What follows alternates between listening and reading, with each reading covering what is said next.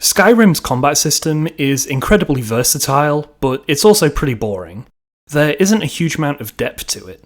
So the purpose of this pack is to overhaul the combat entirely, to create a more tactical and responsive experience. I've got mods covering both the mechanics of the game, as well as the visuals and sound design, to make it feel like the same level of quality we get from more modern action games. So first of all, we have mods which are going to alter the actual mechanics of the player in combat, starting with Wildcat, which adds a whole bunch of new features to make combat feel more active. Regular attacks now cost a small amount of stamina, well-timed blocks allow you to stun opponents, you deal increased damage when taking advantage of poor positioning, and you can now inflict and receive injuries, which cause long-term debuffs that resolve over time, or can be fixed with healing. The whole idea here is to make the strategy you employ much more important, making sure you time your strikes well and move more carefully, to try and surprise your enemies. The key to victory is the element of surprise. Surprise! Next we have Mortal Combat, which is going to mesh with our other mod really well, covering the areas that Wildcat doesn't. Power attacks now have a minimum stamina requirement to prevent you using them endlessly with one stamina. And there are some movement changes to make combat feel a bit more fluid. The speed of projectiles are also slowed down a bit to make dodging ranged attacks something you can do a bit more intentionally when fighting multiple opponents, which naturally feels really cool when you manage to do it. Both this mod and Wildcat offer a lot of customization, so you can change the amounts of stamina required for everything to whatever values best suit you. Combined, they do a great job of turning stamina into an actual resource that you really need to manage. More things drain it, and being low on stamina increases the damage you take, making it more important to not waste your power attacks, which isn't something you really find yourself worrying about in the vanilla game. Now we have the Ultimate Dodge mod, which, as you may have guessed, adds in a dodge feature, activated whilst using the sneak button in combat whilst moving, to roll in the direction you wish. And it's especially useful when fighting against individual giant bosses that can do a lot of damage in a single hit. It also adds an extra dimension to your attacks, as enemies can now dodge as well, meaning you may find yourself wasting power attacks if you're not careful. So taking advantage of timed blocks and shield bashes to give yourself a safer opening is something you're going to end up doing. When using this mod, make sure you select your configuration options before you try to dodge, or the animation won't work properly and you'll get stuck in place when you try to avoid incoming attacks. Next, I have two mods which are going to be used to achieve the same thing, which is nerfing potions. Tonics and Toxins changes the way potions work to function more like poisons. So instead of an instant supply of, say, 25 HP, you would get 5 HP per second for 5 seconds. Potions are still useful, but less of an instant get out of jail free card. Then we also have Potions and Lockpicks Limiter, which is going to limit how many potions you can carry at once. The potions may still be overpowered, but if you can only have a few of them with you, then it's not much of an issue. This can be used alongside Tonics and Toxins, but I would generally suggest using just one of these. So we've used a couple of mods to overhaul the player mechanics, but now I have some that focus on the NPCs found throughout Skyrim, starting with enemy reinforcements, which is simply going to double the amount of basic enemies you find out in the world. I wanted a way to increase the difficulty of the game without just turning everything into a bullet sponge, like the vanilla difficulty scaling does. Dungeons and bandit camps all have extra units scattered around for you to fight, and random encounters like wolf packs are now twice as large, changing them from nothing more than a nuisance into an actual fight you have to pay attention to, or sometimes find yourself being forced to flee from. Then we have Lawless, which is going to overhaul the bandits by adding a bunch of variants, which makes the fights more interesting and much more difficult. Some of the examples I've come across are witch hunters and archers, which are ranged focused, champions and berserkers, which will rush you with melee attacks, as well as battle mages and healers, which are more magically focused than usual bandits. This does a lot to make one of the most common types of fights in Skyrim much more exciting, and we have another mod, Real Armies, which is going to basically do the exact same thing, but for the Imperials and Stormcloaks. Next, we have Know Your Enemy, which adds traits to all the enemy types in the game, as well as the armours people wear to make them all weaker or stronger against certain weapon and damage types. You can find what these traits are online, or you can just figure out the weaknesses through trial and error.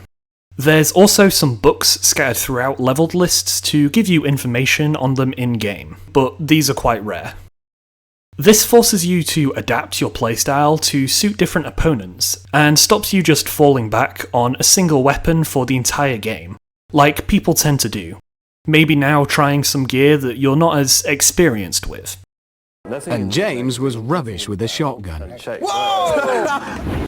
For example, Stealth Archer is the most popular playstyle in Skyrim, and it will still prove effective here, but against some enemies you're just going to find yourself shooting endlessly and having no effect. Next we have Smart NPC Potions, which gives potions to just under half of the enemies that you come across. They can get healing, magicka and stamina potions, as well as poison or an invisibility potion to try and escape when their health gets low. This obviously makes enemies a bit stronger, and makes poison something you're gonna actually have to worry about across the entire game, instead of just Falmer Caves.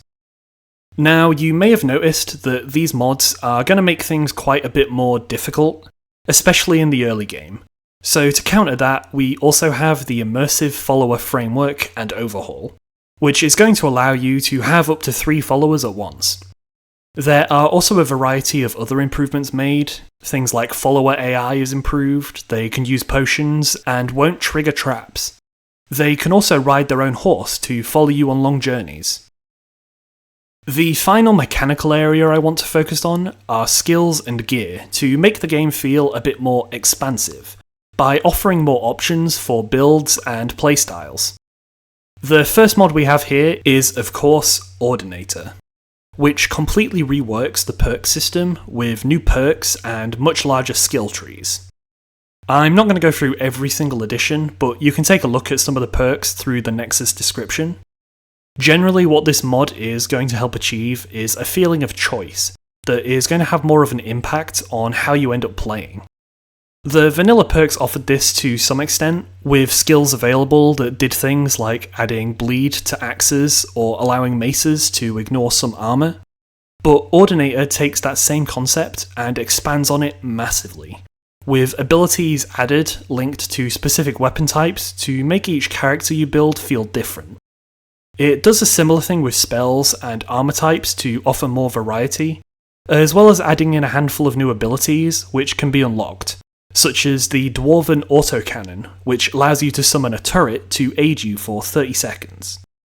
Because of the amount of perks included with this mod, I would recommend also bringing 50% more perk points, which gives you an additional perk point to spend every other level.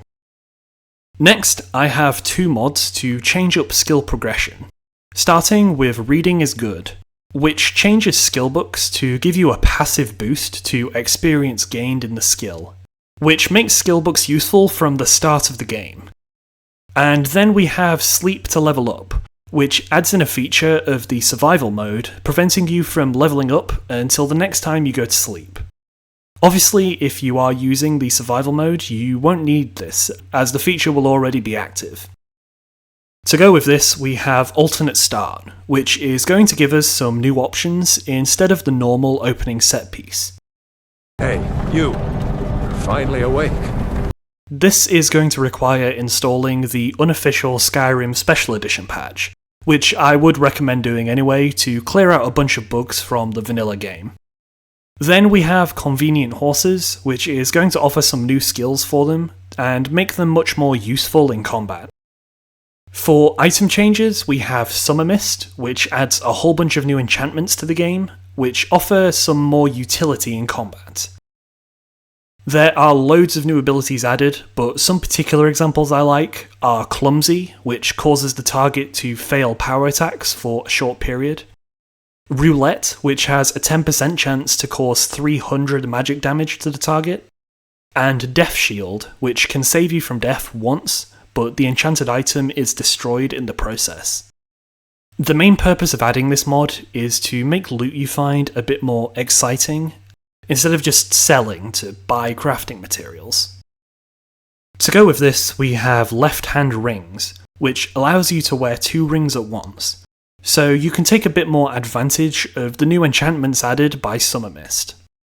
Then we have convenient crossbows, which allows crossbows and bolts to be crafted without having to join the Dawn Guard.